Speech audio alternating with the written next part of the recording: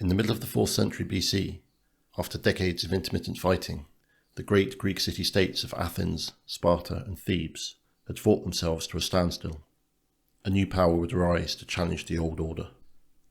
Within the space of 2 decades, Macedon would go from being a weak, divided kingdom on the northern edge of civilization to become the dominant military power in Greece.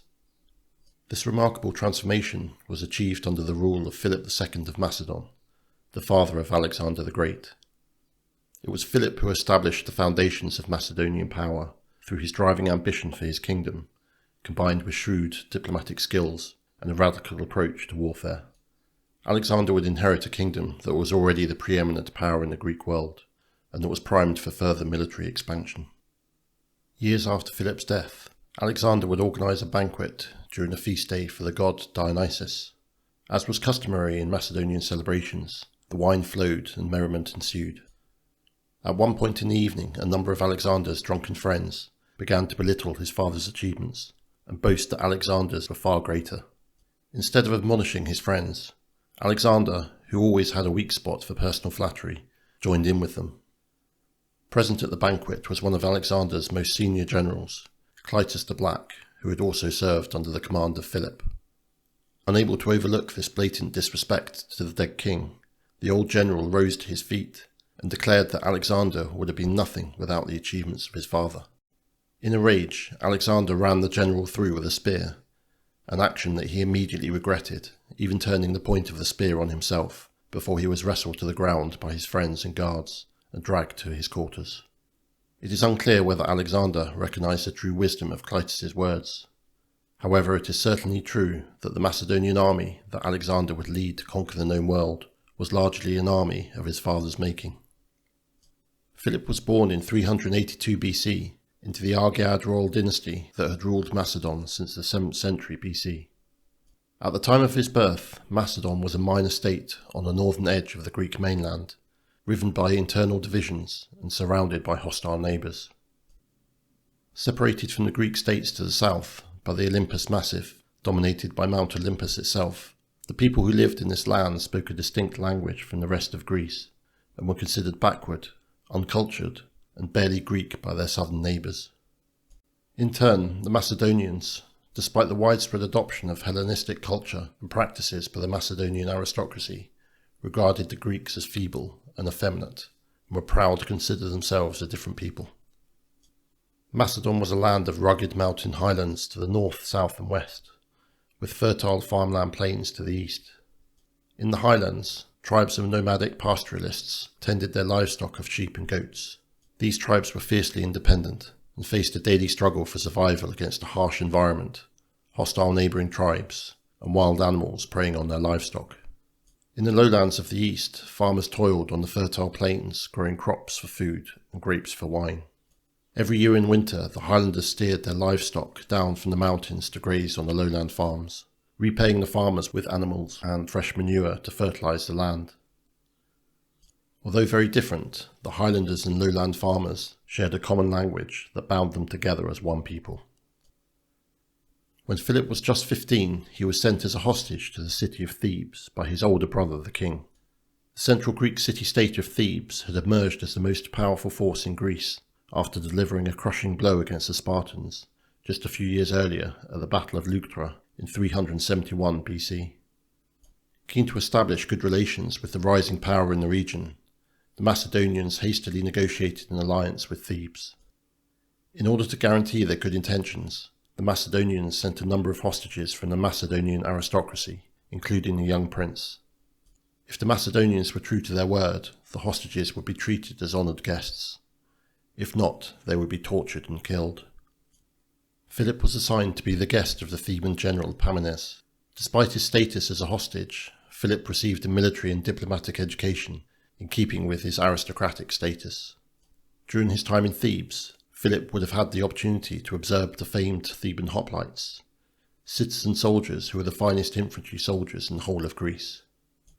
The hoplites carried a heavy shield called a hoplon in their left arm and were armed with a thrusting spear as well as a sword for close quarter combat. As each hoplite carried his shield in his left arm, he was relatively vulnerable on his right side, and relied on the soldier fighting to his right to provide protection. This necessitated a highly disciplined approach to fighting in formation that was completely foreign to their Macedonian contemporaries. The Macedonian infantry of the time was made up of lightly armed peasant soldiers, led by nobles on horseback who fought for personal glory and status in the Macedonian court. Philip would later apply the lessons he learnt during his years in the Theban court to transform the Macedonian army into the most formidable military force in Greece. After 3 years in Thebes, Philip was permitted to return to the Macedonian court. Just 5 years later, his older brother, Perdiccas III, was killed whilst fighting the Illyrians.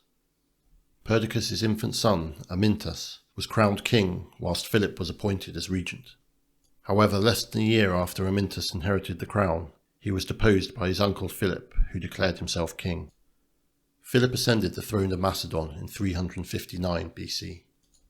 The position he inherited was a precarious one, with multiple rivals vying for the throne, hostile neighbours raiding the country's borders, and the Athenians attempting to further divide the kingdom. With enemies abroad and rivals at home, Philip demonstrated in abundance the ruthless qualities needed to survive at the top of the Macedonian ruling classes. He quickly struck deals with the Thracians and Athenians to abandon their support for their own pretenders to the throne, and exiled or executed his remaining rivals.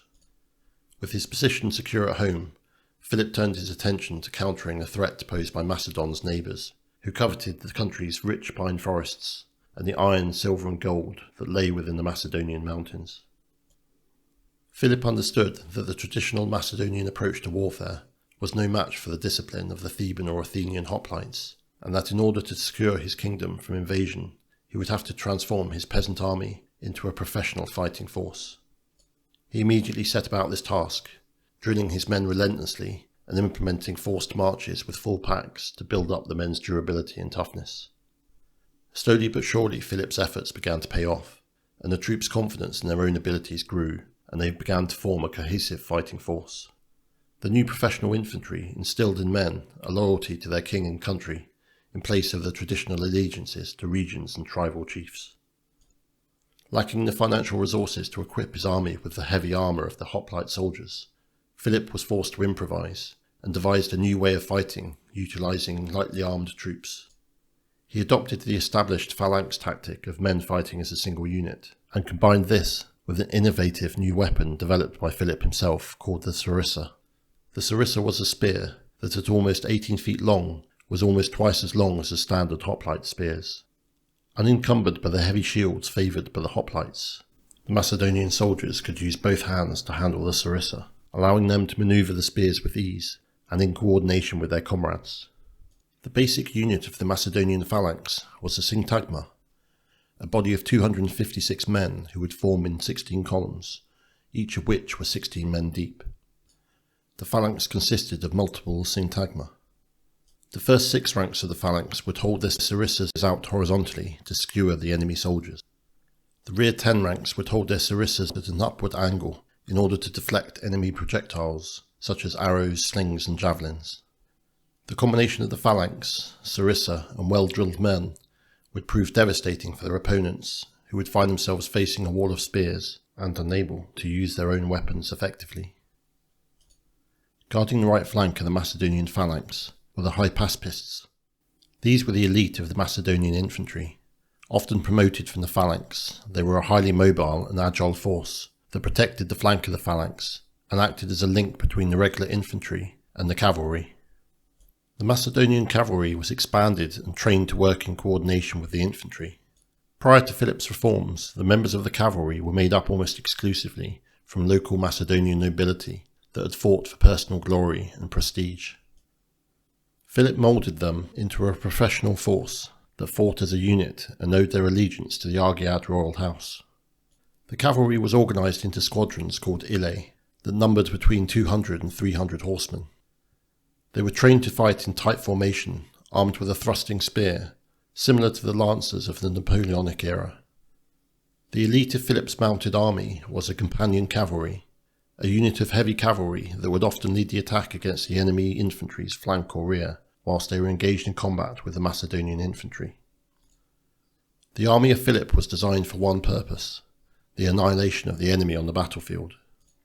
This broke with the standard military doctrine of the time, which was to win a battle by driving the enemy forces off the battlefield. Further reforms initiated by Philip included the creation of a corps of engineers capable of building bridges to span rivers, cutting roads through uneven terrain, and constructing the siege engines needed to overcome city defences. All of these reforms and innovations would later be crucial to Alexander the Great throughout his campaigns in Europe and Asia. Philip spent the first few years of his reign securing Macedon's borders through military successes combined with marriage alliances to bind his kingdom with neighbouring states. Such was Philip's enthusiasm for this second practice that he was to marry a total of 7 times over the course of his life. One such diplomatic alliance was established with the neighbouring state of Epirus. Without a daughter of his own, Aribas, the king of Epirus, offered the hand of his niece, Olympias, in marriage. The marriage of Philip and Olympias was said to be extremely volatile due to Philip's ambition and philandering, and Olympias's jealousy and religious devotions. The young bride was said to practice exotic forms of worship in common with many women from her homeland, and to be a devout member of the cult of Dionysus. A story told by the 1st century AD biographer Plutarch relates that early in the marriage Philip entered the royal bedchamber to find Olympias lying in bed next to a giant serpent, a common symbol for the god Dionysus. According to Plutarch, this more than anything dulled the ardour of Philip's attentions to his wife, and after this time he rarely visited her chamber. One of Philip's early visits to Olympias did go on to bear fruit, however, and in the summer of 356 BC, a year after the marriage, she gave birth to a baby boy that they named Alexander. This baby would grow up to become Alexander the Great, one of the defining figures in ancient history. Philip continued to secure his kingdom through successes on the battlefield, driving the Athenian forces out of Macedon and extending his kingdom to the east and south. In 357 BC, Philip seized the city of Amphipolis, a strategic city that had long been allied with Athens. The following year he took control of the Thracian settlement of Crenides and renamed it Philippi, setting up a Macedonian colony. Control of these 2 cities gave Philip access to the gold and silver mines of Mount Pangaeum, and allowed Philip to issue vast coinage in gold and silver to fund his reforms and equip his army with improved weapons and horses. It was whilst finally removing the Athenians from their last Macedonian territory in the siege of Methone in 354 BC that Philip was shot in the eye, leaving him blind in one eye for the rest of his life. This was just one of many injuries Philip would sustain throughout his military career. Later that same year, in 354 BC, Philip received a request from the Thessalians to provide them with military support in their conflict with the city-states of Phocis, Phyrae, and Athens. This conflict would become to be known as the Third Sacred War. The war had begun over a dispute centred around the ancient sanctuary of Delphi, an international religious shrine dedicated to the god Apollo and considered by the ancient Greeks to be the centre of the world. The sanctuary of Delphi was administered by the Amphictyonic League, a federal league with members drawn from the central Greek city-states. In 357 BC, the Amphictyonic League, of which Thebes was a dominant member, imposed a fine on the Phocian Confederation for the illegal cultivation of sacred land. Unwilling to pay the fine, the Phocians seized the ancient oracle of Delphi, situated in the sanctuary, and used the treasures built up from centuries of tribute to the oracle to fund a mercenary army. This prompted the Thebans to convince the Amphictyonic League to expel the Phocians from the league and to declare war on them. The dispute escalated into a regional conflict, with the Amphictyonic League, of which Thebes and the Thessalian League were key members on the one side, and Phocis with their allies that included Phyrae and Athens on the other. Seeing an opportunity to enhance his power and status in Greece by presenting himself as a pious Greek and defender of the god Apollo's honour, Philip accepted the Thessalian request for support. In 353 BC, Philip marched his army south into Thessaly to confront the Phocian commander Onomachus, who had entered Thessaly and was marching north. When the 2 armies met, the Macedonians were defeated, and Philip was forced to retreat with his troops back to Macedon. In keeping with his character, Philip regarded the defeat as a temporary setback. The following summer, he would lead his army south once again. If you have enjoyed this production, please consider supporting the channel by leaving a like and/or subscribing to the channel.